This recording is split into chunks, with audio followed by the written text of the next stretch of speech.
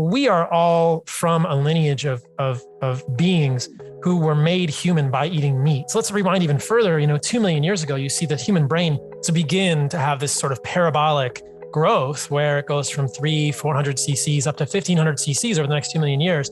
And there's a really, really strong case to be made that is because we are hunters.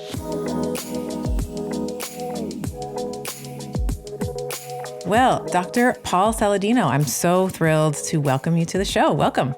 Thanks for having me. It's good to be here. Yeah. And I was saying this to you in the pre-chat. Thank you so much for rescheduling. As I was mentioning, the day before we were scheduled to have our talk, I came down with COVID. And we'll talk a little bit about my experience in COVID and some of the changes that I've noticed in my appetite, but really appreciate your flexibility in changing the time of our conversation, because it's something I've been wanting to have with you for a long time.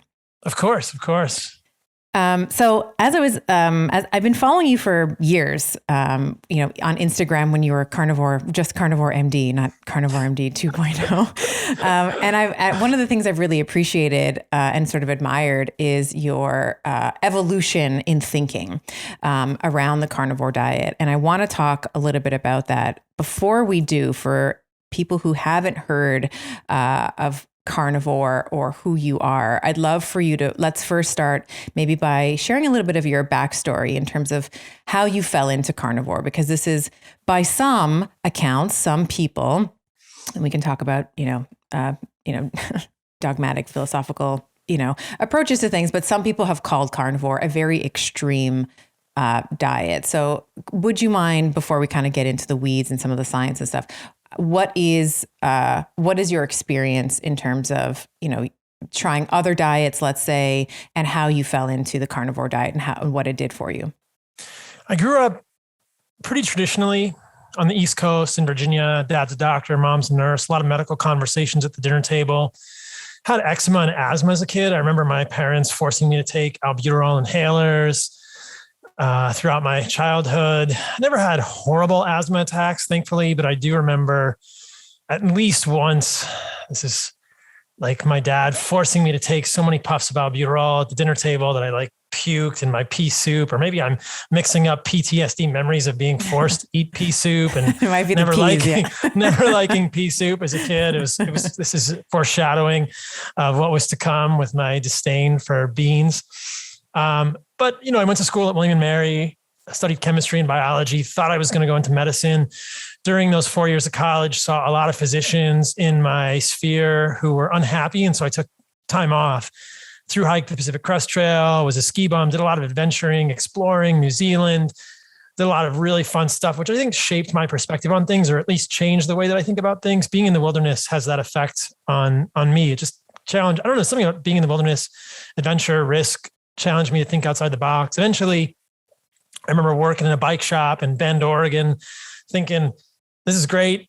I'm not going to do this my whole life. So I went back to school at George Washington University for PA school first. I thought that PA school would be a good compromise. My dad's a doctor. I saw him get destroyed by medicine. I thought, forget it. I don't want to do that.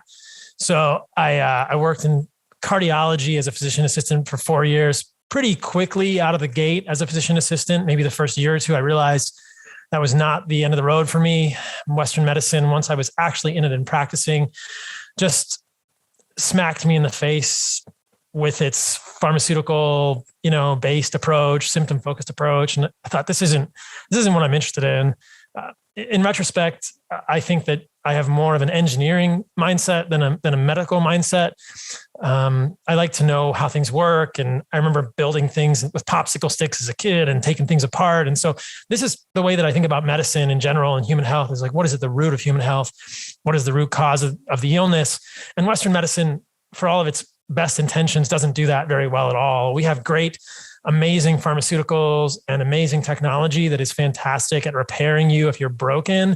Mm-hmm. We're good at putting out fires. We're not really good at understanding why they start or how to prevent them from starting. But those are the things that are most interesting to me, because a lot of times once the fire started, once the pathology becomes so bad that you end up at a physician, it's hard to really get back full function. And I'm more interested in helping people retain as much of the function as they can, and then, restore and reclaim the fullness of human health. So and build on it. Yeah. optimize. Went back to medical school at the University of Arizona. At that point, knowing that I wanted to do something in the integrative medicine, functional medicine, rebellious, part of medicine. So I felt like kind of this double agent. I'm like in medical school. I've kind of been to medical school before. I'm skeptical of everything.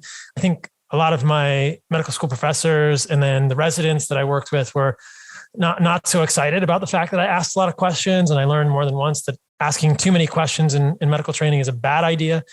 After medical school at the University of Arizona, I went to residency at the University of Washington.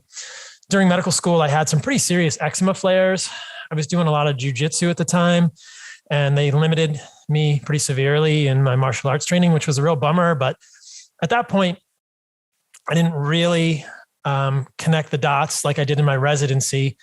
I'll back up just one moment and say that during my PA years, I started to get interested in nutrition. And for whatever reason, I fell down the vegan rabbit hole first and did 7 months of a vegan diet, a raw vegan diet at that. And didn't have a good experience with that. I think a lot of people maybe have improvements in the beginning on plant-based diets if they cut out processed foods. And then much like my experience, have pretty severe health effects the longer they do it. Thankfully, I was only a raw vegan for 7 months, but during those 7 months, I had really, really bad GI symptoms, horrible gas, bloating, and I lost 20 plus pounds of muscle mass. So I ended up being quite skinny. And that was not good for anything in my life. At the time, I was distance running, so I was able to somehow justify it, thinking that I was going to become a live, East African like runner, and it was going to be super fast, like the Kenyans. Yes. Yeah. But in fact, I was just getting super skinny and really farty.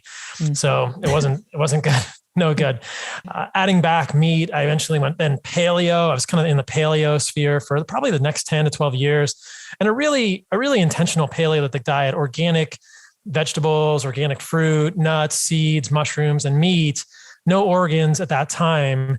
And, that worked okay, but my eczema continued to come and go throughout the time. I mentioned medical school. And so at one point in residency at the University of Washington, I had such bad eczema that I just got frustrated and really came to the realization, the light bulb went on, that there is still something in my well-constructed intentional diet that is triggering my immune system. And though I have periods where I don't have eczema, I have enough eczema that it's really frustrating. And I don't want to continue to kind of poke and prod at my immune system. Why would I want chronic low-level inflammation and to piss off my immune system at any level when I can avoid that? I knew that fixing the eczema was my next step. And so I was thinking, like, what am I doing? And that was really where I began to go down the rabbit hole and think, maybe all of these plants that we've been told are so good for us, vegetables specifically, but all of them are not so good for us. And I thought, well, that's kind of a crazy notion. I heard about this thing called a carnivore diet. And my first thought was that's completely bonkers. We know that these plants are good for us. We've been indoctrinated to think that we need plant chemicals or fiber, and the more plants, the better, and eat the rainbow, blah, blah, blah.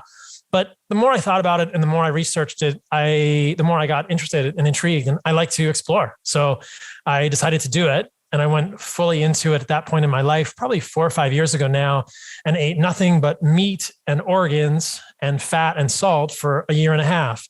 And there were a lot of amazing things that I learned from that. The first was that my eczema definitely responded positively to that sort of a change, as did my emotional state and my mental clarity. Those things got a lot better.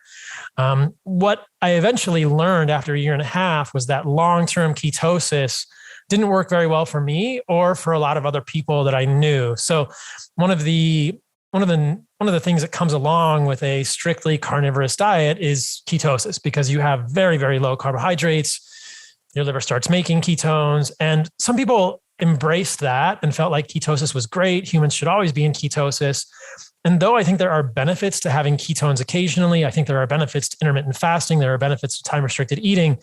What I've learned is that's very powerful medicine and often overused. So for me, I found the downside was electrolyte abnormalities, heart palpitations connected with those electrolyte abnormalities, sleep disturbances, hormonal abnormalities, declining testosterone, previously like 800 down to 400 to 500. And then, I would hear in women cycle changes, lengthening, shortening, sometimes amenorrhea connected with this. And so at that point, I have to kind of as somebody that likes to do this, that likes to be in the wilderness, that likes to climb mountains and say like, where am I going? There's no map here.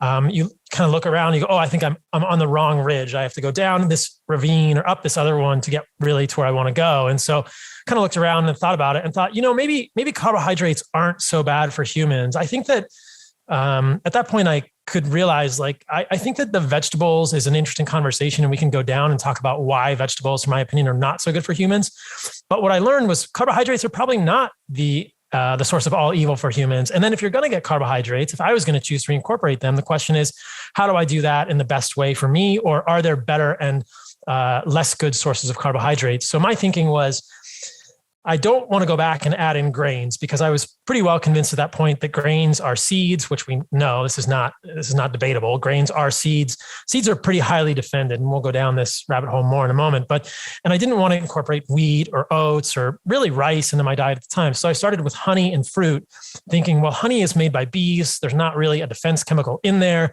The bees are making this. And then fruit is the sweet, colorful part of a plant that the plant is actually trying to get you to consume to move the seeds somewhere else. So people get a little confused on this point. But if you think like a plant, most of this becomes clear. And this is kind of the first principle that's guided a lot of my nutritional framework from that point. And that's that if you think about a plant is rooted in the ground, and so is a fungus. And we can talk about mushrooms as well. So if a life form is rooted in the ground, it still has the same goal as other life forms, which is to move its DNA to the next generation. Well, how does it do that?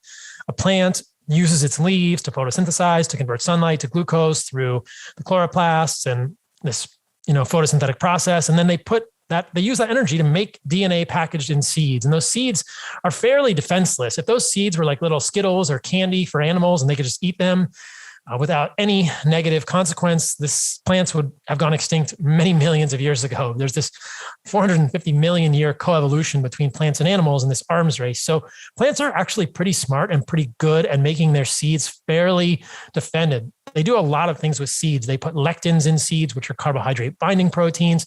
They put defense chemicals like digestive enzyme inhibitors. Some of them put freaking cyanide and hydrocyanic acid and other really, strong compounds, glycoalkaloids in their seeds that will kill you if you eat too many of them.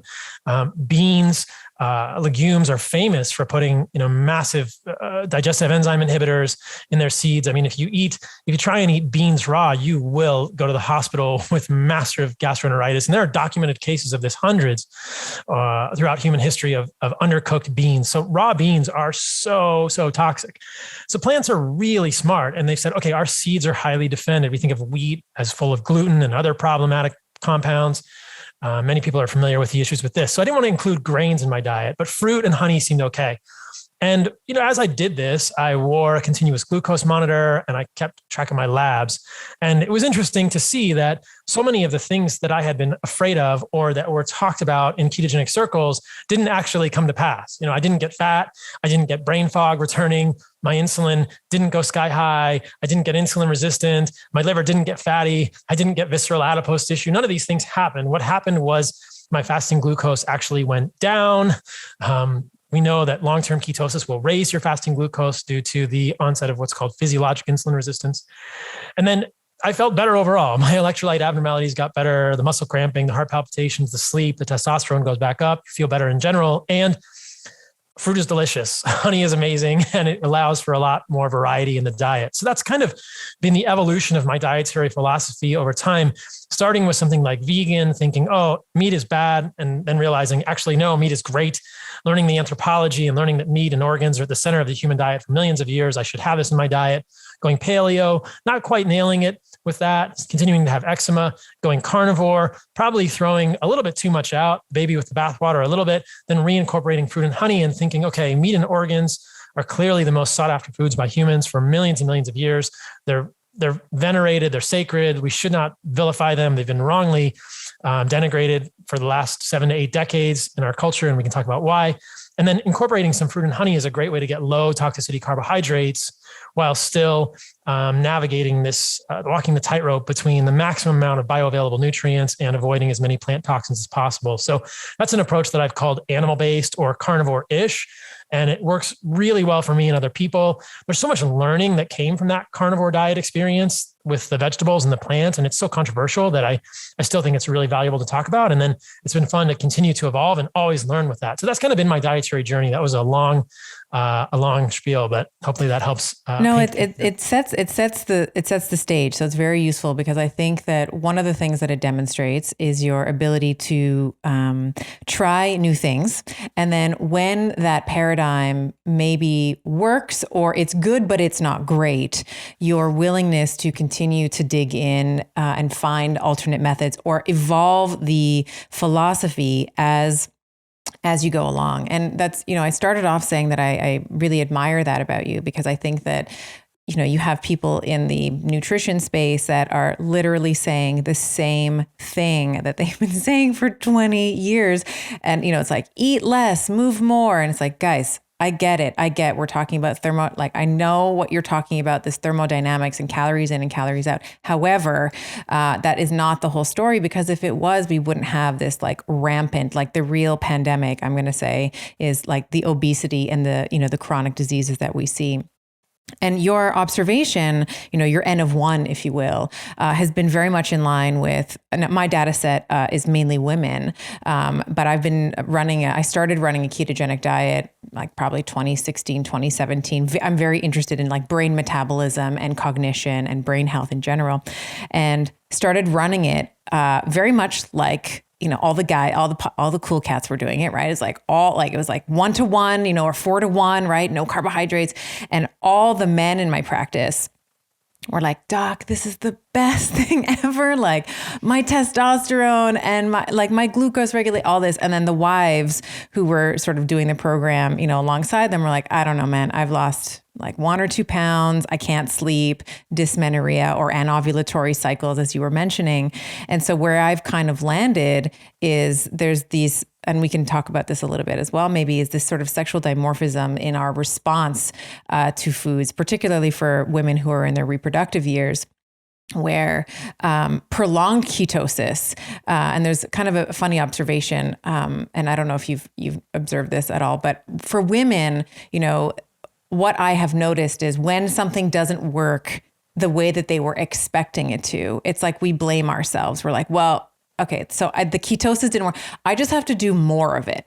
I have to just fast harder. I have to just calorically restrict more aggressively. I have to do the keto even better than I did last month, right? And then of course, over time, this ends up whacking the thyroid, and they're not losing the weight and they can't sleep and all that. So where I've sort of landed is this more phasic approach to keto, which is alternating weeks for a menstruating woman, kind of depending on the hormonal milieu, let's say, the hormonal landscape that she has. We have sort of a different composition of the diet where we alternate between higher carb, higher protein, and then sort of more of a ketogenic kind of 70-20-10 breakdown. And that seems to really work when you pair it with a woman's menstrual cycle to be able to help her with sleep regulation. And, if she has middle smirch or mid cycle pain, or the PMS that so many women complain of.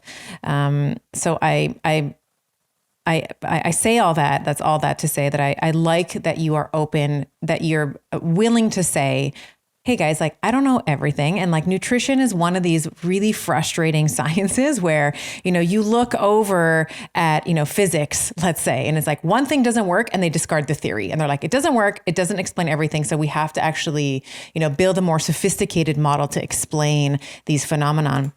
And in nutrition, we're sort of sending people questionnaires and we're hey, how many times did you have fish last year?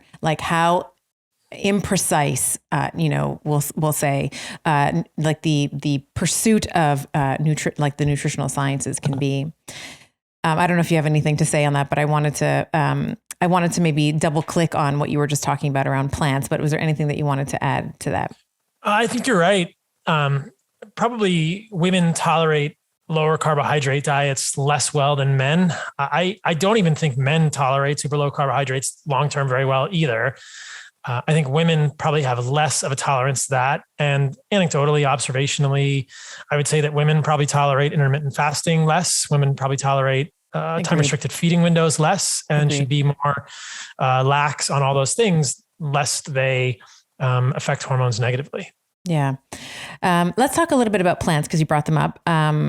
You talk about in your book this idea that plants exist on a spectrum. And when we're talking about plants, of course, we're talking about, as you mentioned, like the leaves, the roots, the seeds, the stem. And I've talked about this with a couple of guests on the podcast. We had Dr. Gundry on the show, and he was talking about lectins. That's one of his, big, like the plant paradox is his book. And one of the things that we were talking about, and I'm sure you can expand on this, is this idea that plants know when they're being eaten, and they have, with lectins specifically, there's these clock genes, these circadian genes that will turn on the production of, chemicals, lectins being one of them, so that they're released when they're usually, when the predator, let's say, is going to eat them. So if there's predators, usually at night, you'll have these clock genes that are that will turn on in the evening, so that when the predator is consuming them, that they're also consuming some of these things like lectins. So and then there's also been studies that when you knock out the clock genes, that the plant no longer produces these toxins at night.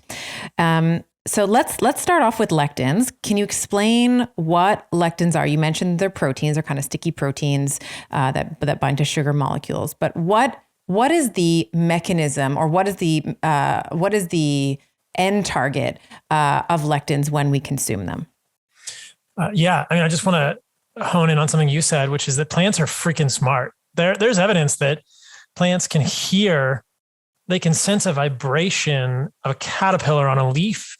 And when they sense that, other leaves will increase the amount of alkaloids, glycoalkaloids, plant toxins. So plants are they have their own jujitsu, right? Animals can run away, they can bite. They're smart, they're crafty, they're camouflaged. Plants are smart with chemicals, and they can sense when they are being preyed upon, like you said, with clock genes, with lectins, et cetera. So lectins are just one of these plant defense chemicals. It's perhaps one of the more talked about chemicals. Lectins are in all foods. There are carbohydrate binding proteins in all foods. There's carbohydrate binding proteins in meat, in milk, in grains, in beans, in plant leaves. In all foods, there are lectins. So lectins are not specific to plant foods. But what appears to be the case is that plant lectins are more probably damaging for the human gut. And so when I wrote the Carnivore Code, what I came across was a really interesting set of research around a couple of things. It appears that plant lectins, specifically peanut lectin, has been studied, and other lectins have been studied. They show up in the blood. So there are these carbohydrate binding proteins that are in foods, predominantly seeds, so seeds, nuts, grains, and beans, that somehow get through the gut barrier and end up in the bloodstream. And that's a problem because they can do a lot of bad things in the bloodstream, whether they're triggering the immune system or being seen as foreign protein molecules.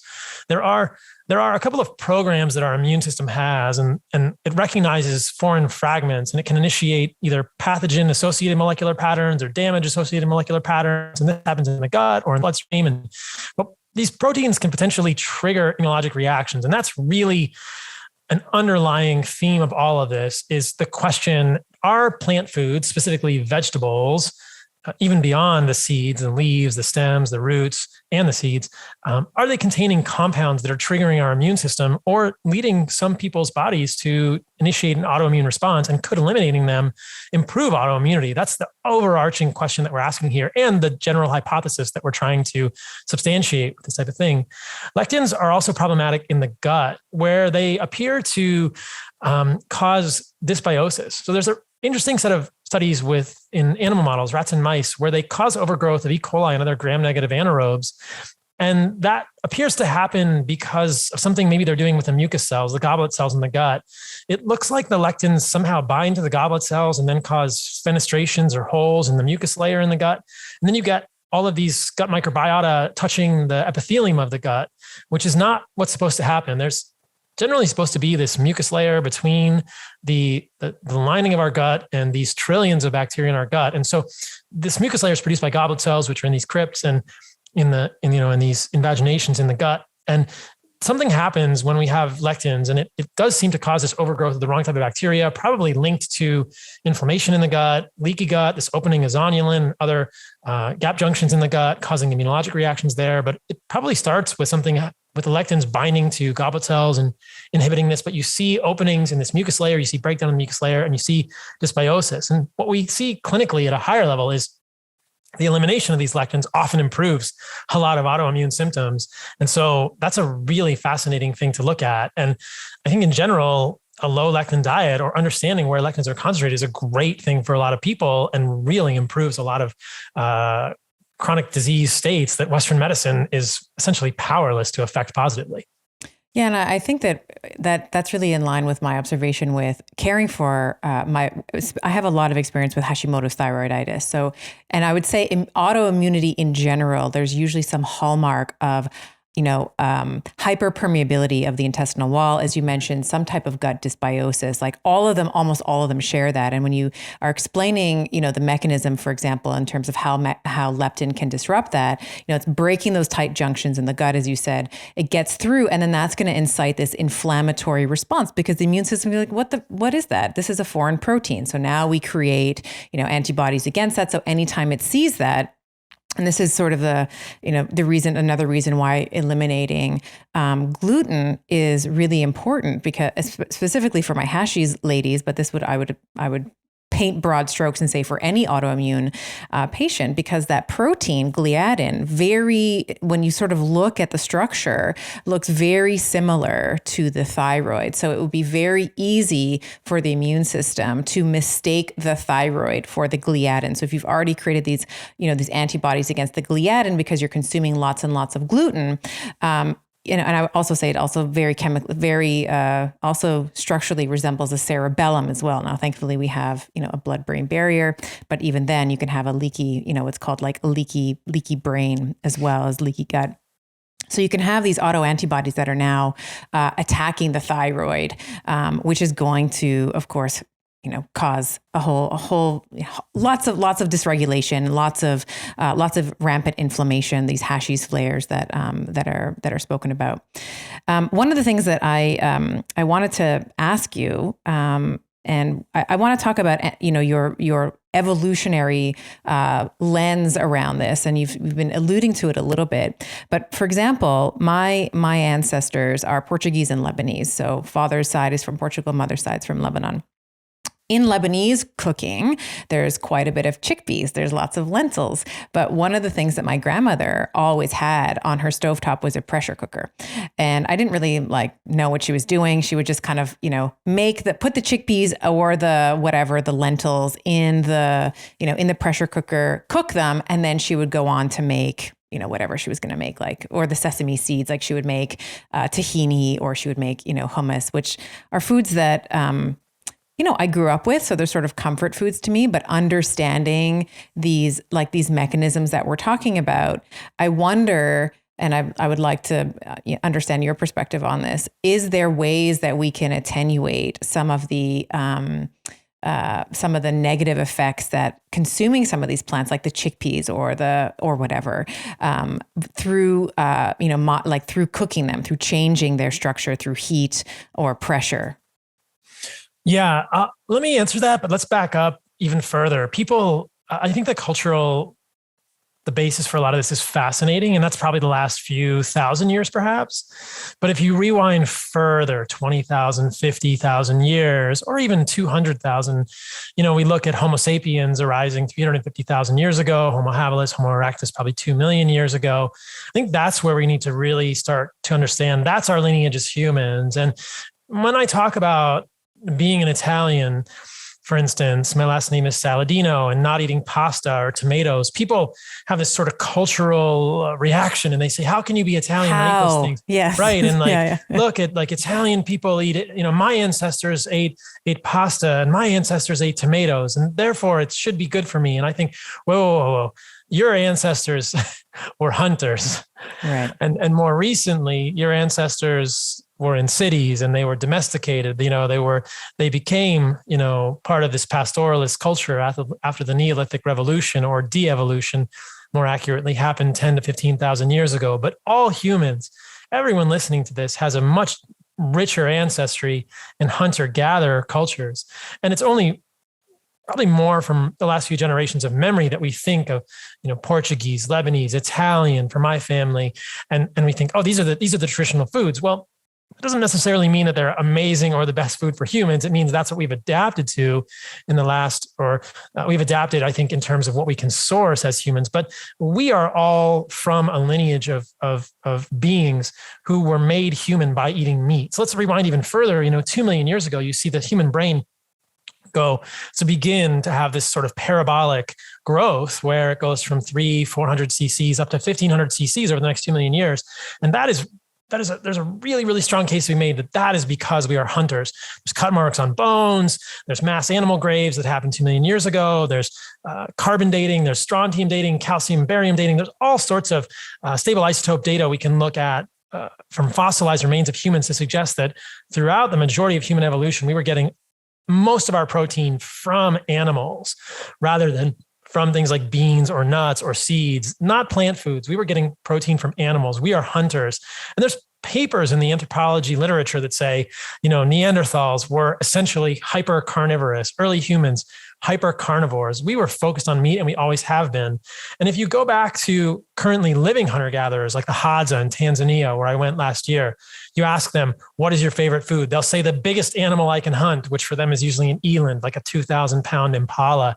And what is the best day of your life? It's the day I hunt and kill the biggest animal, bring it back to the tribe. And so I think everyone should understand that all of our lineages, no matter where we're from, whether people will say, I did a video on Instagram the other day and said, potatoes are bullshit. And I can talk about why. And people were like, I'm Irish. That's crazy. And the Irish just threw their hands up and what? They just throw their hands up. Right. And right. I did one on tomatoes and they're like, I'm Italian. That's crazy. Right. I'm like, look, you have a deeper ancestry as a hunter gatherer. And it's true.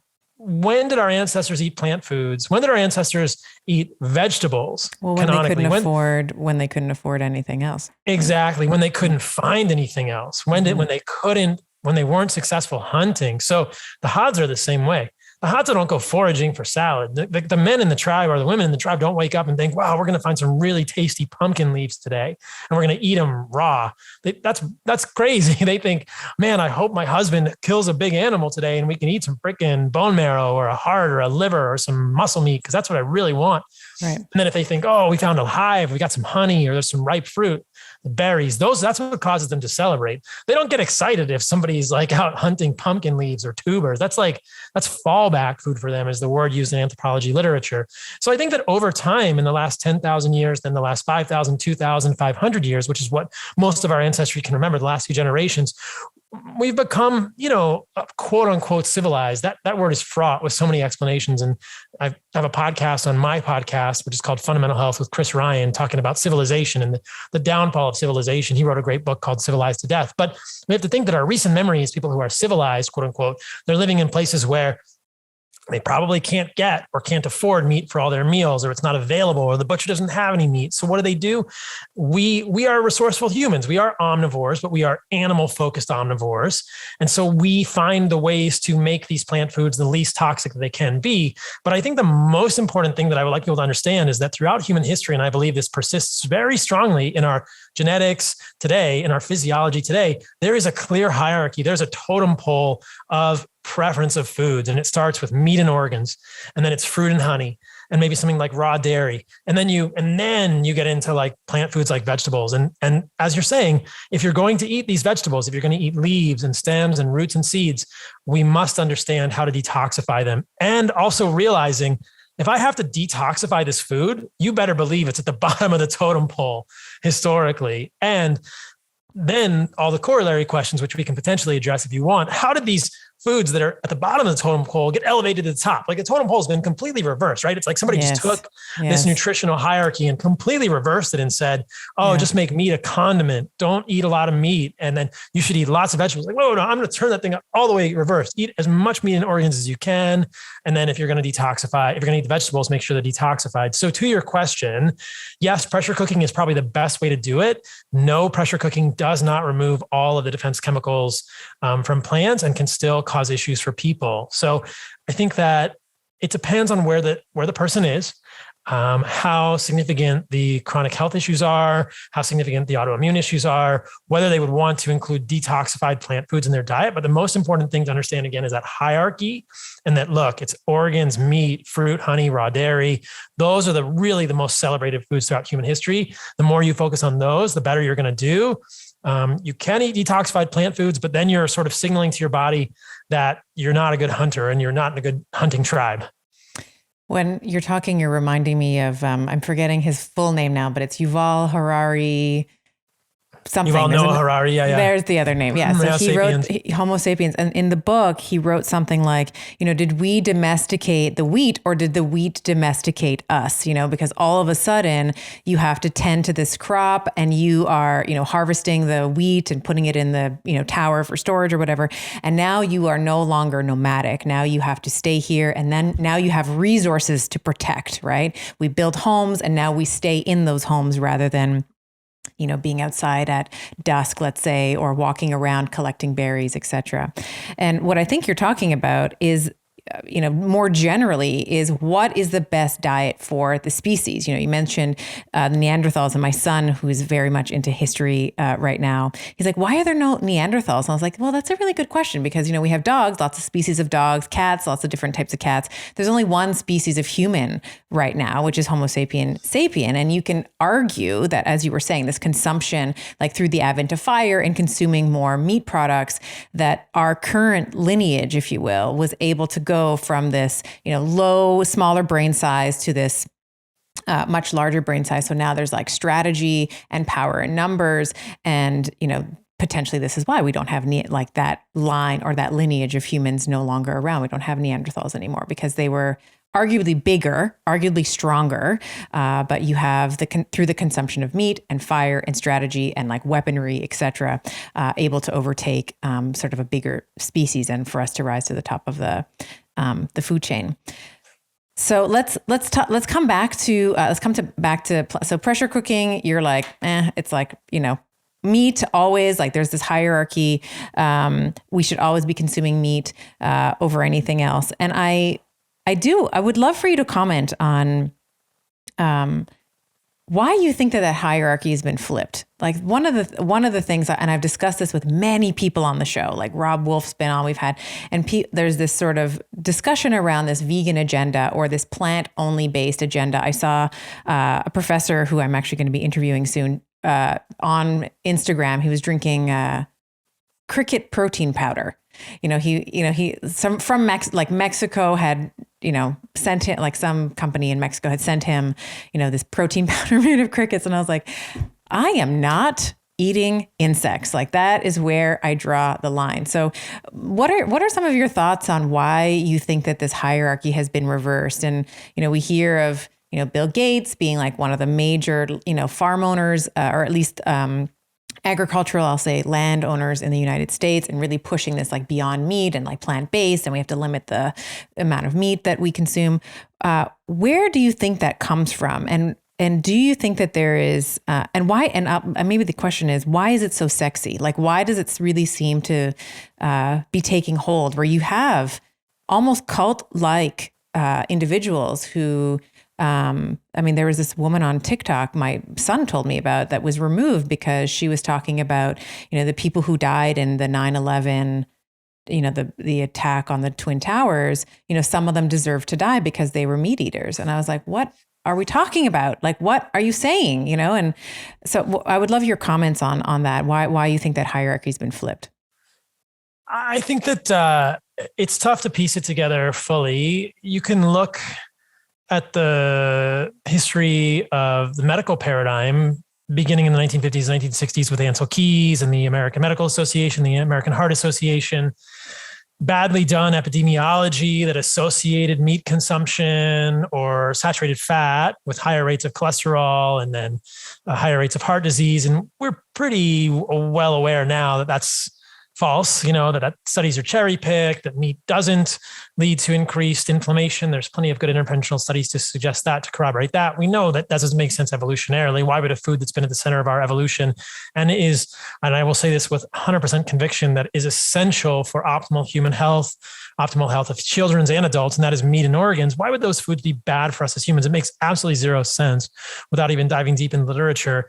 And if you even look at those first stories, what's very clear is that there were sort of that money and power were behind a lot of it, that saturated fat got demonized because the sugar industry was saying, hey, let's put the blame on someone else. And I think that continues today, that there is a political hot potato, and that political hot potato is trying to get passed around. And right now it seems that larger polluters, let's just say, or larger producers of carbon dioxide are trying to shift the blame toward cows. And that has become the rallying cry of those who wish to virtue signal. And then they're trying to say, well, look, it's both healthier for you and healthier for the planet, neither of which is actually something that can be substantiated with facts, though it's quite an emotional narrative. So I think and again, I think this is large financial interests, large polluters or large producers of CO2, which comes with particulate, which I think is probably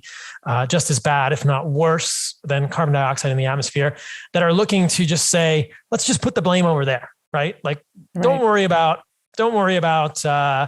airlines. Don't worry about, coal power plants in China producing particulate. Don't worry about any of that. Worry about cows, because they're the real problem. And I think that it's driven by financial interests. And when you think about this, it begins to become clear, and the parallels are often seen. It's a pattern in history that repeats itself too often, that there's not a lot of profit in growing a cow. There's just no margin when you grow a cow. I don't know any cattle farmers who drive Lamborghinis or have houses in Nice or private yachts. Like, it's not a lucrative business. But what is a lucrative business is plant foods, because you can make processed plant foods. There's nothing lucrative about kale. I don't know any kale farmers that drive Lamborghinis or have private yachts either. But I know a lot of people. I can think of a lot of people who are major investors in Beyond Meat, Impossible Burger, cellular meat, and all of these other in vogue technologies that are gallivanting around on private yachts. So follow the money. I don't think you need to look much further than that. So I think it's a game of margins in business. And this is where it turns to just complete speculation. But you could imagine a situation where someone might say, there's no money in meat. I don't care how good we get at producing grass-fed, grass-finished regenerative meat. That's really expensive to produce a high-quality thing, just as it should be, because it takes a lot of energy to go hunt a wild animal. But if we convince people that they should be eating soy and tofu and processed plant food because it's better for them or better for the environment, well, that's a fantastic proposition for people. And then you start to think, well, that would make a lot of sense for Bill Gates to buy a bunch of farmland, to grow a bunch of low nutrient density food to be made into processed plant food, which you can sell at a bigger margin. Again, it's all speculation, who knows? But that goes down many rabbit holes, and you start to see the fallacy of it, because you can't grow plants on land and expect that land to be fertile for very long. You have to have animals on the land, and we can go over it wherever you want from here. But I think that it's a pattern that we've seen repeated many, many times, and it's a shame, because I think that it's causing many people and their families to suffer. I mean, how many humans now are suffering needlessly from nutrient deficiencies? How many children are being born? How many children are developing with nutrient deficiencies and not reaching their full potential because their parents fear meat or fear too much meat in their diets and organs? Yeah, I think I'm in 100% agreement with you. I think that there's this, we'll call it vegan fairy tale, that cow farts are ruining the planet. And when you think about the reason why someone might be vegan, the economic, the environmental, or the ethical arguments, once you sort of start to tear them apart or like open them up a little bit, they don't really make a lot of sense. And in many cases, and I've talked about this on other podcasts, so we won't go down here, but in many cases, for example, when you look at places that are not North American, like very hilly, terrain, the only thing that they can grow there the only thing that is animals. And in many places where women are, sort of second class citizens, this is and they're in animal husbandry, like they're taking care of these animals. This is their only source of income. This is how they provide for their children. So this sort of, we'll call it, North American or Eurocentric view that everything needs to be plant-based, I think really falls flat when you sort of look at the diversity of the world. But I wanted to, we won't go down there because that's maybe the next time you come on, we can talk a little bit more about that. But I wanted to, you mentioned, big profit. And when you're selling something like canola oil, safflower oil, cheap ass fats, okay, you can sell them at a huge profit, but they are, in my opinion, deleterious to human health. And I wanted to make sure that in our time together that we talked about the different fats that you can consume and sort of the different sort of fates that they may play. And I think that fats are so important. You mentioned Ansel Keys. I think it's been unfounded, the demonization of saturated fats in general.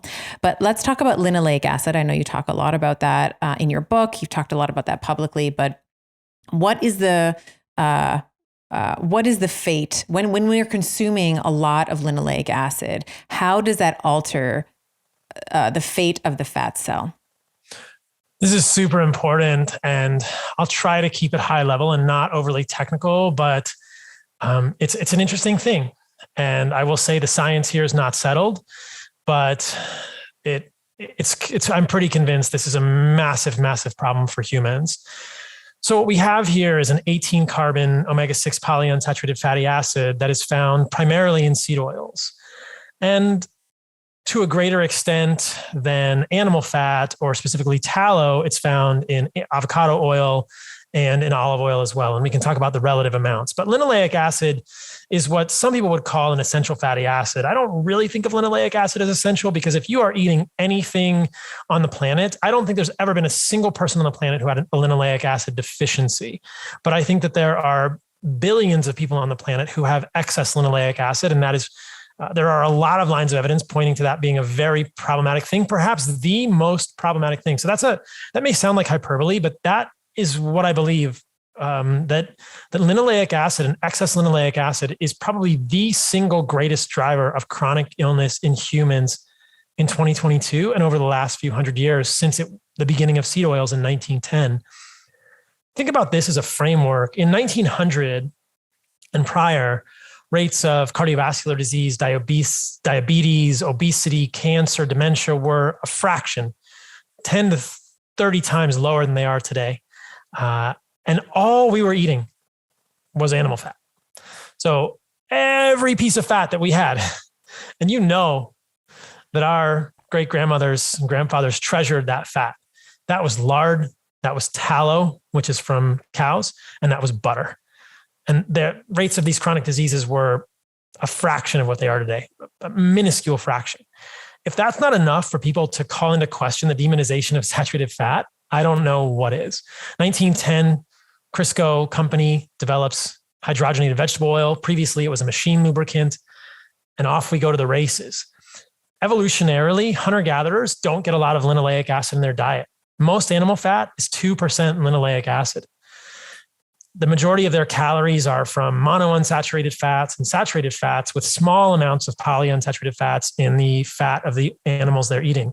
Remember, they're not eating a lot of seeds and nuts. Those are seasonal things. They're fallback foods. And even if they were, you can't get anywhere near the amount of linoleic acid eating corn that you can get from eating corn oil or soybeans versus soybean oil. I'm not a fan of soy or soybeans or corn, but you get the idea that the fats are really concentrated in this new product that humans have never seen. So what's the problem with linoleic acid? Well, it's really 2 to 3-fold. Linoleic acid can do a lot of problematic things in the human body. Have you ever heard of the drug rimonabant? This is a fascinating one. So rimonabant is a CB1 antagonist. It agonizes the cannabinoid 1 receptor in the brain. And what we found in animals and in humans is when you give them a rimonabant, they lose weight. They don't have as much appetite. They lean down. They become more metabolically healthy because it's blocking endogenous cannabinoids. There are endogenous cannabinoids. That's type of compounds that are in marijuana. Marijuana has tetrahydrocannabinol, cannabidiol, and many others. Endogenous cannabinoids are things like anandamide. So we make these compounds in our body. We have cannabinoid receptors, but when you block that receptor, you see improvements in appetite. And similarly, when you stimulate that receptor, what happens if someone smokes a lot of marijuana? They get the munchies, they get hungry, they eat a lot of food, and they usually end up with, obesity, metabolic dysfunction. Well, one of the breakdown products of linoleic acid in humans and animals is a compound called 2-AG, which is a cannabinoid, and that activates the CB1 receptor. So there's a direct mechanism by which excess linoleic acid is hijacking satiety at the level of the brain and causing people to overeat, causing people to eat more foods and not be satiated. So that's the kind of thing you can block with rimonabant. The problem with rimonabant is that you need endogenous signaling at the CB1 receptor to avoid things like depression and suicidality. So we can't use that drug in humans, but it elucidates this really fascinating mechanism. And we see this 2-AG being made from linoleic acid directly in humans and animals, suggesting that there is a pathway by which excess linoleic acid really wreaks havoc on satiety signaling. There's also the problem with linoleic acid in our cell membranes and in our mitochondrial membranes. And specifically, the mitochondrial and cell membranes of the fat cells are the most highly affected here. You and I chatted about this a little bit pre-podcast. Humans are unique. Well, we're not unique, but we're like other monogastric animals. We're like chicken, turkey, ducks, and pigs in that we don't have the biochemistry to get rid of polyunsaturated fatty acids. We can't remove double bonds from a polyunsaturated fatty acid, which means if you eat more polyunsaturated fatty acid, whether it's linoleic acid, alpha linolenic acid, docosahexaenoic acid, docosahexaenoic acid, you store more of that and you store it in your fat. And so we can look at the fat stores of humans and directly correlate that or directly connect that with their consumption of linoleic acid. At a clinical level, what we know is that the more linoleic acid someone has in their fat, the higher rate of cardiovascular disease they suffer. That's just an association, but it's compelling. And it generates really, I would say, striking hypotheses. At the level of the fat cell, you know that the more linoleic acid you eat, the more seed oils, the more seeds, the more animals you eat that are consuming corn and soy. This is even a problem with things like chicken, pork, turkey, and those monogastric animals. And we can talk about that in a moment. But we can focus on seed oils. The more of this linoleic acid will accumulate in your cell membranes and your fat cells. Now, then you think, okay, so I've got more linoleic acid in my fat cells. Now what? Well, there are breakdown products of linoleic acid called oxlams, oxidative products of linoleic acid metabolism, specifically 13-HODE, 13-HODE, and 4-HNE, 4-hydroxynonenal. And we know every step of this pathway. We know that if you eat less linoleic acid, you have less 4-HNE in your body. And then we also know that if you have more 4-HNE, your fat cells become quote unquote broken. That's the high level. The technical is that your fat cells, as they expand, presumably because you have 2-AG or other cannabinoids that are hijacking your satiety mechanisms and you're overeating, or you have a caloric surplus, or you have a macronutrient surplus, as your fat cells look to expand, they can either do two things. They can grow in size or they can divide and become more numerous. The latter is called hyperplasia. The former is called hypertrophy. And we know that when there's more 4-HNE around, this breakdown product of linoleic acid, this oxlam, the fat cells get broken and it affects them at a genetic level and prevents them from dividing. So they can only hypertrophy. Now you can imagine what happens if a cell kind of wants, quote unquote, to divide, but it can only expand. It's like a balloon. And the balloon has a memory. The balloon has a knowledge and says, hey, if you keep pumping air into me, I'm going to burst. So I'm smart enough, and imagine balloons could do this, right? Magic balloons could say, if you keep pumping air into me, I'm just going to make another balloon. Okay, that's the way that it should happen. But what happens is that the balloon says, oh, now I can't make another balloon, I'm just going to get bigger and bigger and bigger, and it's going to get more and more stressed. And as these fat cells get more and more stressed and bigger, they get sicker and sicker. You see immune cells infiltrating into adipose depots. When cells get sick, the cells start releasing adipokines. So adipokines are hormones coming from your fat cells. They're like a thyroid hormone or an estrogen or a testosterone that comes from your fat cells. And those adipokines signal to the rest of the body. But in this case, those adipokines are signaling, hey, we're really sick and really bloated and really fat and distended and unhappy over here. You guys should sound the alarm. Something is going wrong. And then they start leaking cytokines, which is, more traditional cellular signaling molecules, and they start leaking free fatty acids into the blood. And when all those things end up in the blood, the periphery, the muscles, the brain, the blood-brain barrier, the kidneys, and the liver become insulin resistant. So it starts with sick fat cells. Insulin resistance starts with sick fat cells. Metabolic dysfunction, I think, is a better word for insulin resistance. It starts with sick, broken fat cells. That's not really even the stuff of opinion. That's like accepted literature. And how do fat cells get broken? Well, they get broken because they get too big. How do they get too big? I think it's clearly because there's too much linoleic acid in the cell membranes from evolutionarily inconsistent consumption of the wrong type of fats by humans.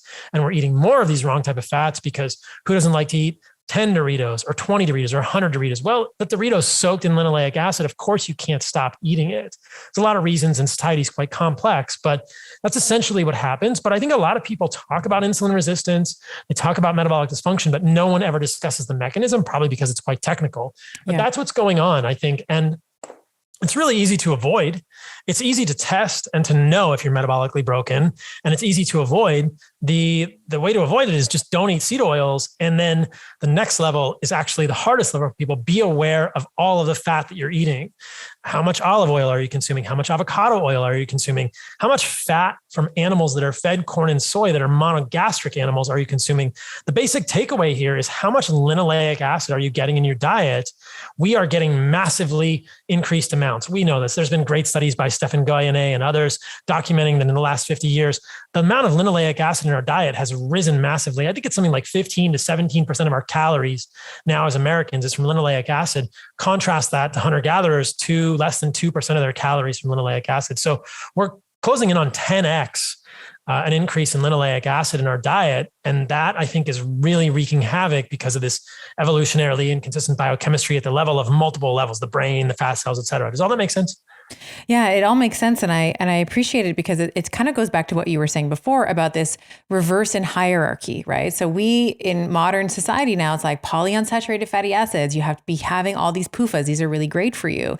And, just to complete the picture, when you were talking about the 4-hydroxynonenal, that's all unsaturated bonds, right? So highly oxidizable. As you said, it disrupts the fat's ability, the adipocyte to proliferate. So it just gets bigger and bigger and bigger, leaks all of this gunk, as you were mentioning so eloquently, into the system.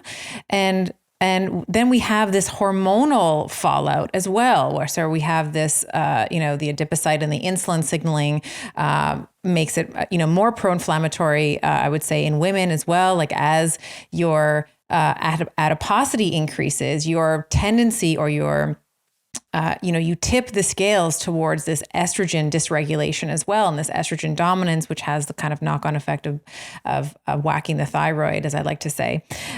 So let's talk a little bit about stearic acid then, or fat that is typically or commonly found in animals. So talk a little bit, maybe you can contrast that a little bit, like the 18, it's an 18 carbon fat. Maybe you can talk about how that is different from the linoleic acid that we were just describing. Yeah, I think you touched on this a little bit. We hinted at this. In common nutritional thinking, there is this idea that I think you and I both reject, that a calorie is a calorie and that calories in, calories out. It's just thermodynamics. Well, this is what we're talking about here, that not all fats are created equally. I think that there is clearly a hormonal component to fats. There's a signaling component to fats. All the food we eat is informational for our bodies. And the information and the physiologic response to your body when you eat linoleic acid is very different than when you eat stearic acid or odd chain fatty acids, which are things like pentadecanoic acid, heptadecanoic acid. And so this is a part of a broader conversation about the unique nutritional composition of animal foods versus plant foods. So if you look at plant foods, stearic acid is very rare in plant foods. There are a few sources, but I think the best sources of stearic acid are animal fat, things like tallow, which many people may not have heard of. That's a fat derived from rendered kidney fat in an animal, whether it's a deer or a cow. Like that's where most of an animal keeps its fat, is this perinephric fat. It's kind of that, there's retroperitoneal space, and it's just this fat that our body stores that kind of holds our organs in. So that's the high stearic acid fat, but all of the fat in an animal has 10 to 15 to 20 or even 25% stearic acid. In plants, stearic acid is very rare. There are a few sources in plants. The only one that I'm aware of is cocoa butter. So you can get stearic acid in cocoa butter. Not a fan of chocolate. That's a heartbreaker for a lot of people for a lot of reasons that I can go into later if we want. But you can get stearic acid in plant fat, which is in cocoa butter. But there's no stearic acid in coconut oil. There's no stearic acid in olive oil or avocado oil. None of these plant fats have stearic acid.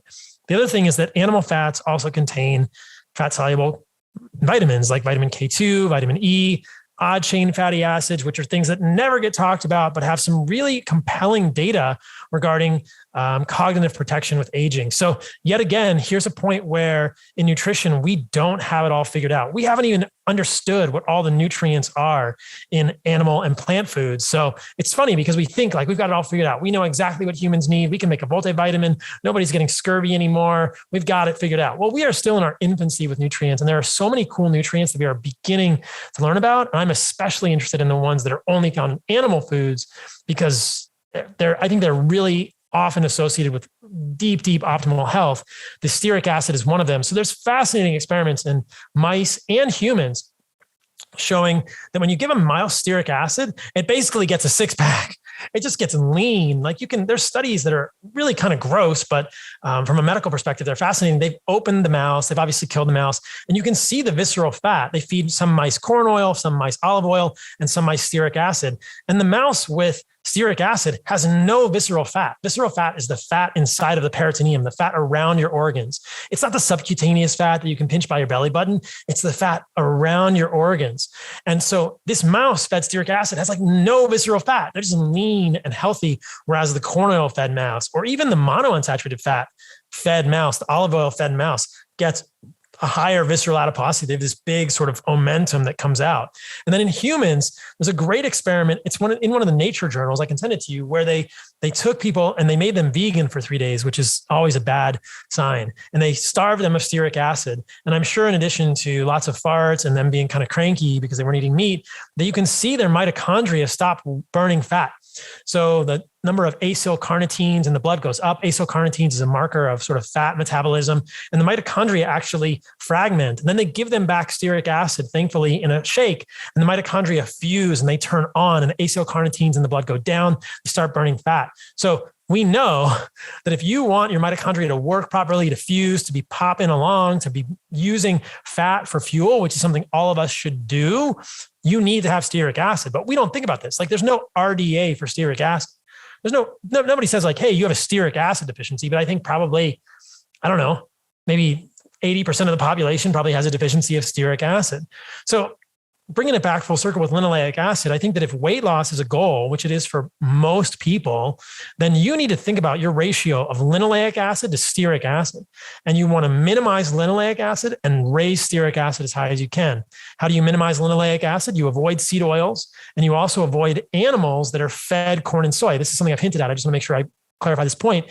Chicken, pork, turkey, duck, etc., the fat from those animals, if they're fed corn and soy, is going to have more linoleic acid than their wild cousins. The same thing with eggs, the same thing with olive oil and avocado oil. People say, what about olive oil and avocado oil? Are those seed oils? Not technically, but olive oil and avocado oil are 15 to 20% linoleic acid versus tallow, which is 2% linoleic acid. So I say to people like, why would you use olive oil which has 20% linoleic acid, when you could use tallow with 2% linoleic acid and more stearic acid. And they say, well, I want to put it on my salad. And then at that point, they realize who they're talking to. And I think, why are you eating a salad in the first place? Like, stop eating. But like, if someone, I spoke to someone the other day and they said, oh, I use olive oil to like saute or roast my vegetables in the oven. And I think, why wouldn't you use tallow for that, or butter? Like, there's way better. Well, then you have to consider cooking oil, like smoke point too, right? Like olive oil again is like, I think it's 325, 350 maybe for olive oil, but you look. I would never heat it. Yeah. And it's also, just from a consumer perspective, often cut, right? It's often not pure olive oil. That's the other thing you have to be mindful of.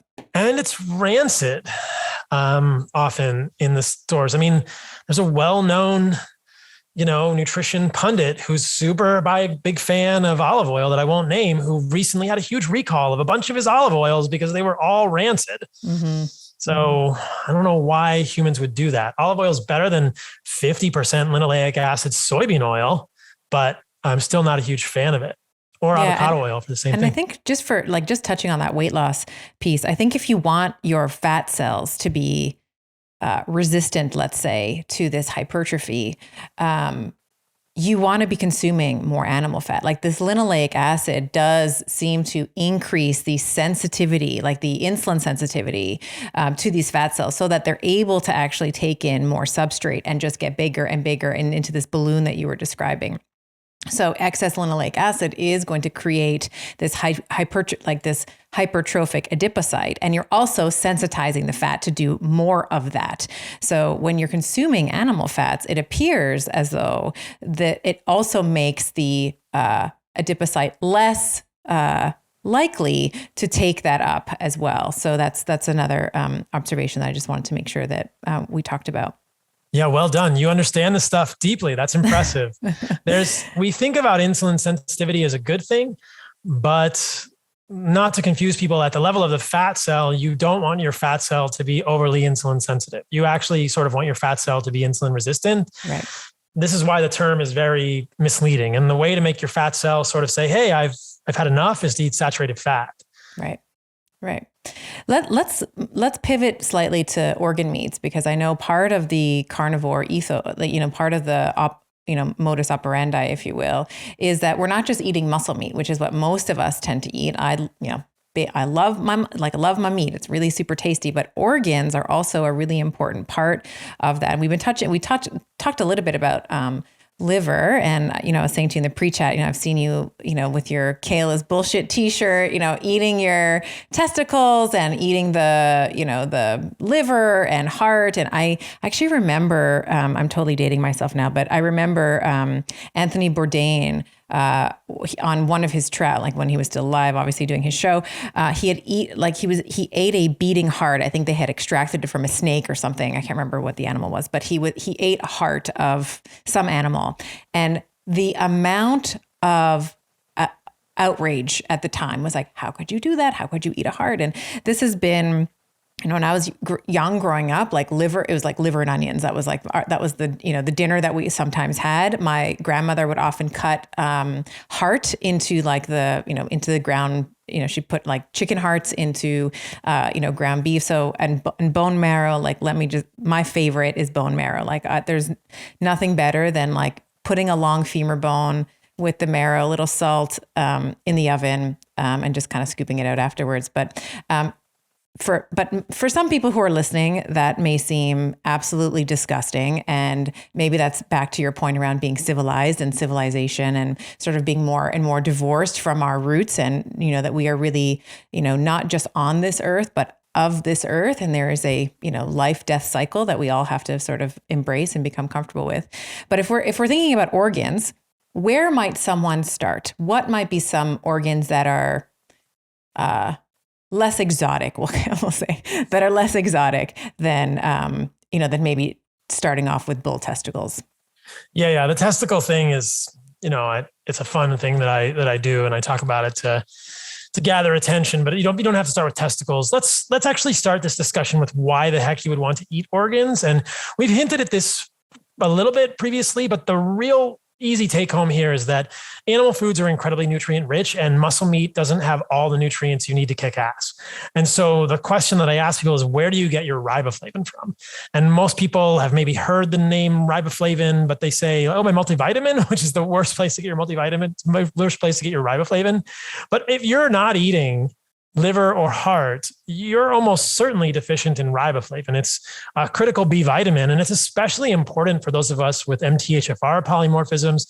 I have MTHFR 677C to T, as many Italians do, which means that my homocysteine goes up because my body isn't so good at making 5-methylfolate because of that goes through the MTHFR enzyme. But what's crazy is that riboflavin is an allosteric regulator of methylene tetrahydrofolate reductase, MTHFR. And so if you get enough or even more than the RDA of riboflavin, you don't need to worry about how good your body is at producing 5-methylfolate. You don't need to take methylfolate because your body will essentially correct that MTHFR enzyme, and it'll function as normal if you're getting enough riboflavin.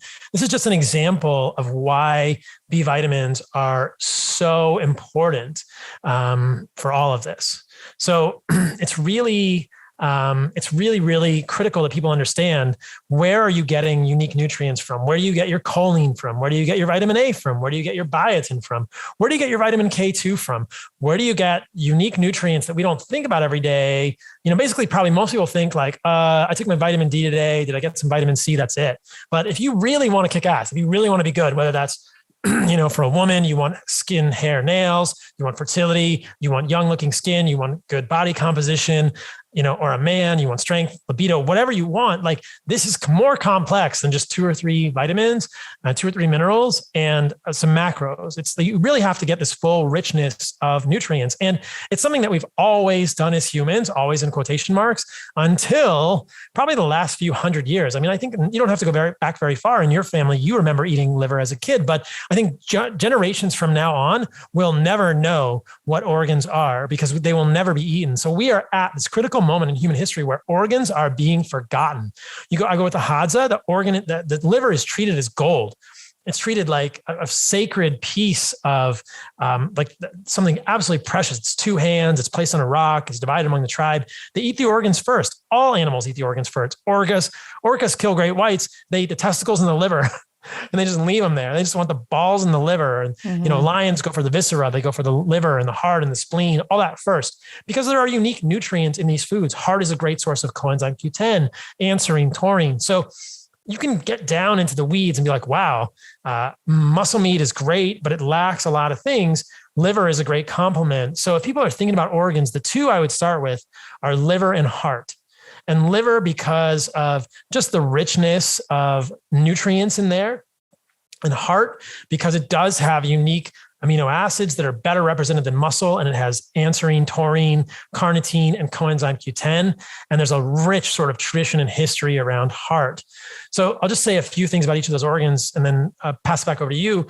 People get concerned about vitamin A and pregnancy. Like, I think that you can eat too much liver, but most people are not eating anywhere near enough liver. I think that probably the Goldilocks dose of liver is around 1 ounce a day, half a pound of liver per week, even half an ounce to 1 ounce of liver. We're talking a quarter size piece of liver per day. That will change your life. Even, a 50-cent size piece of liver, 1 ounce of liver a day will change your life. Couple that with a few ounces of heart, you now have riboflavin, you have folate, you have biotin, choline, K2, vitamin A. You have just changed the nutritional composition of your diet massively with a few ounces of food. This is the magic of organs. And I think beyond liver and heart, most people don't even need to go there unless they're really, really interested in geeking out on this. Certainly for men and for women who are interested in sexual health and fertility, I think testicles great. You and I talked a little bit about female reproductive organs, fallopian tubes, uterus, and ovaries. Those are great. Those are much harder to get for people, which is why things hard to get. They're which is so why, hard. That's why desiccated organs can be good.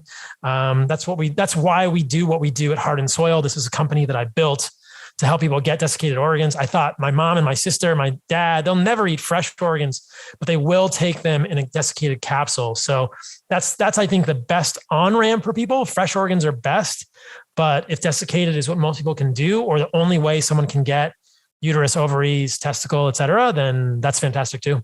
Yeah. And I think, to your point around the liver, there's, Heart and Soil I know has a liver supplement. I use Ancestral Supplements, I think is the name of the company. And about six capsules, you take 6 of those desiccated liver, and that's about an ounce, right? So you might take 3 in the morning, 3 in the afternoon or whatever. And you sort of have you've meet your minimum effective dose of consuming, liver, let's say, if that's what it is. And I take liver every day. I take heart. I take the cartilage one. I take the cartilage and something else in there. I forget now.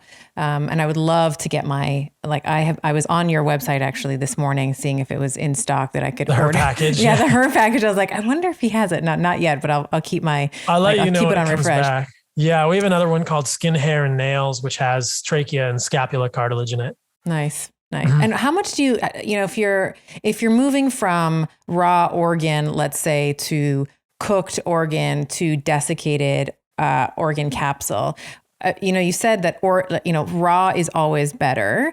Do you have sort of a rough estimate of sort of how much you might lose as you're going for, because I always had cooked, I never had raw liver or raw chicken. They were always scrambling it in with stuff. So is there any estimate or any idea what kind of loss of nutrients that you have under the heat? Like if you're cooking it or stir frying it as my grandmother and my mother did, or even moving to a desiccated supplement, is there any estimation there, or is it? Yeah. Some things are more heat labile than others. The B vitamins are probably heat labile. So there's probably going to be some loss of folate, maybe a little bit of loss of riboflavin in the organs. But I would actually say that fresh, raw, and then next is desiccated, and then you have cooked and dehydrated, because the desiccation process is freeze drying. So you can lower the pressure and you can dehydrate the organs at 32 degrees Fahrenheit or 0 Celsius. So I think cooking is going to denature more because you're cooking at a higher temperature than freeze drying for a lot of these things. And there's interesting experiments in mice where if you give the mice raw liver or raw spleen, or you give them desiccated liver or spleen, they get really excited and run around and they have lots of energy, but they don't get quite as excited if you give them cooked liver or cooked spleen. So I think it's actually fresh, raw, which has its problems, right? There's always a concern of contamination, though I think that's rare if you're getting it from a good source. And then desiccation is great, not perfect, but pretty darn good. There's going to be some loss of some heat labile B vitamins, but I think that it's pretty darn good for most people. Nice.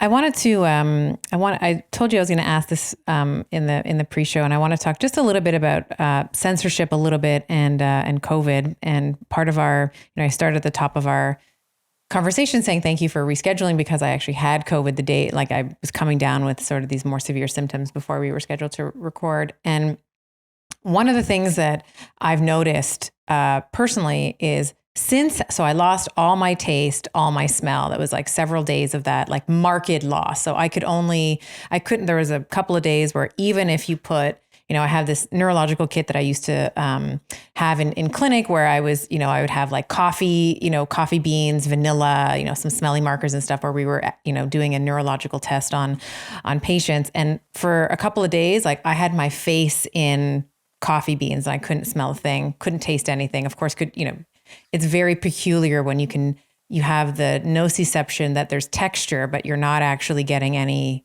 taste. It's very bizarre. And so that started coming back. But one of the things that didn't come back is my, we'll say my affinity for vegetables. So normally I would describe myself as, I sort of eat according to my menstrual cycle. So there's some weeks where I'm much more keto. There's other weeks where I'm much higher protein and higher carbohydrates. Those carbohydrates were from some of the things that we were talking about, some of these lectin, maybe some higher oxalates, which we didn't actually get a chance to talk about today. But I don't want them now. So I have meat, red meat. That's what I want. And I have maybe some sauerkraut, maybe. And I pickle my own stuff. So I'll have maybe some pickles, or maybe some, I have onions that I'll have.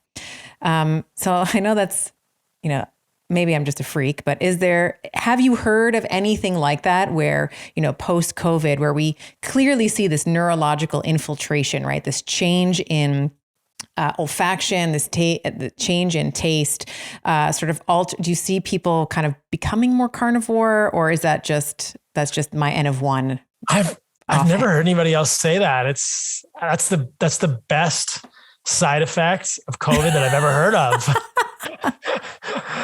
I mean, I lost my taste and smell. I remember I was in Utah when I got COVID in January of last year, and I was drinking kombucha and eating meat. And I was like, wait, I can't. Oh, and it was strange for a week, but it eventually came back. But I wish more people had that experience. I think that we'd have less kidney stones and probably less chronic fatigue and less pain, and people would be healthier overall. We'd probably have less issues in general. Oh man, that's funny. So I'll keep you abreast in terms of my development, but just like no desire for it, right? And wow. I often talk to women, especially with women with estrogen dysregulation, around the benefits of maybe like activating CYP1A1 gene, like the estrogen metabolism pathway through sulforaphanes, which I know I'm just sort of being respectful of your time here. We're going to have to get you on for another another show to kind of go down that rabbit hole, but absolutely no desire. Like I don't want broccoli. I don't want anything. I want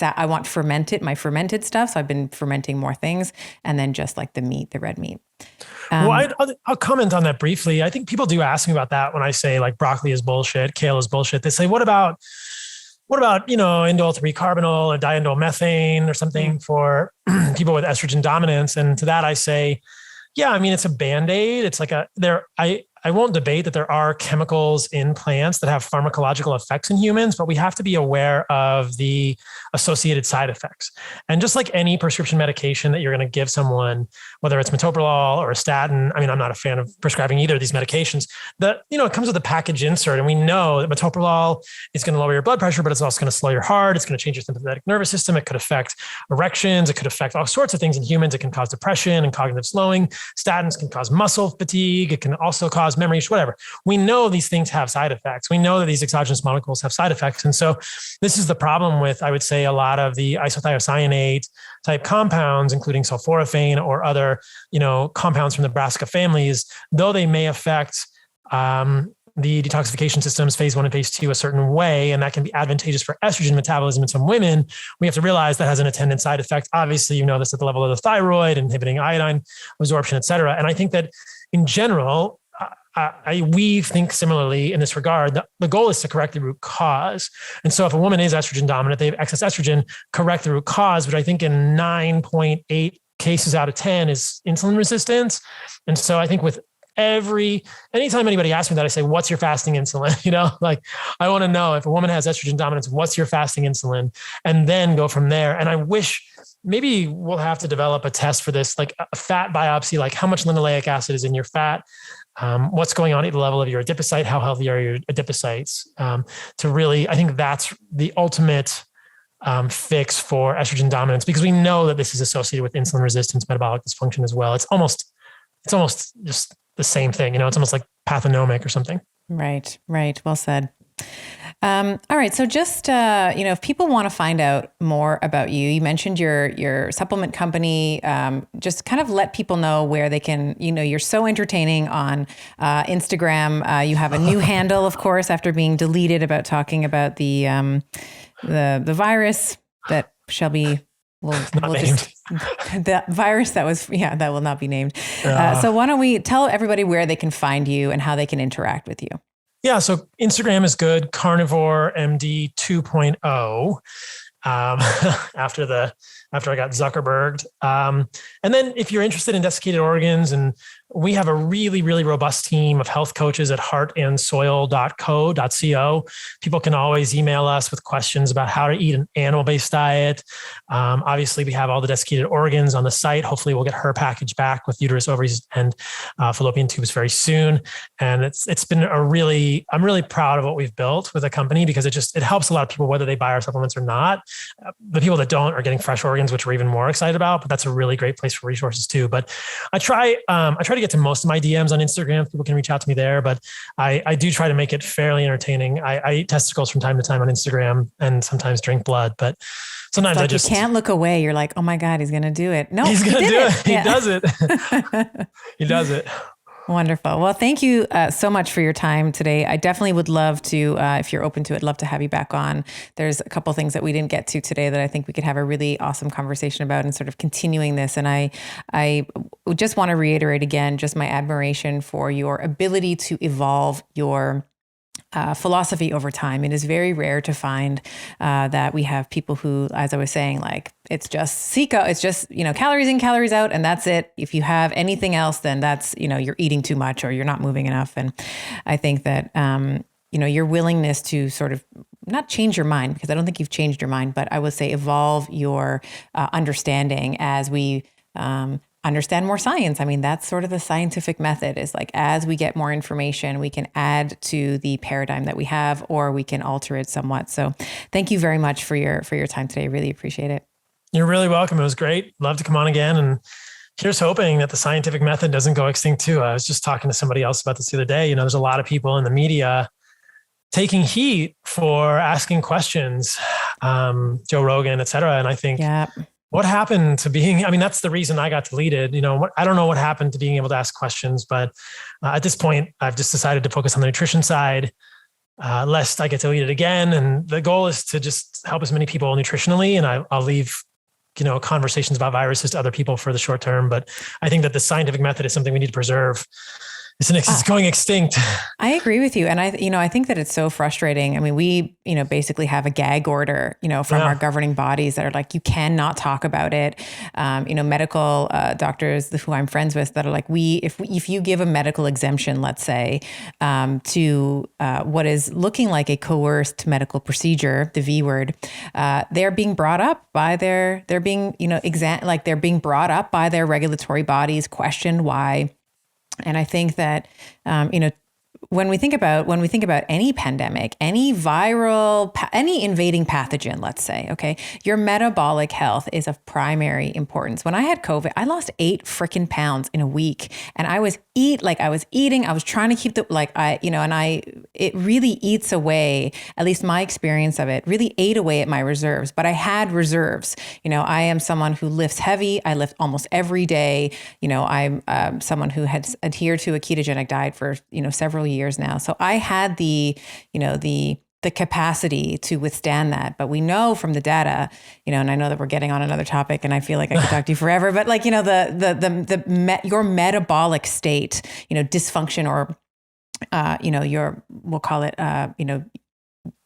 proper metabolic state or not, or dysfunction, is really a big predictor in how you deal with it, long-term consequences, morbidity, like if you're going to die or not from this thing.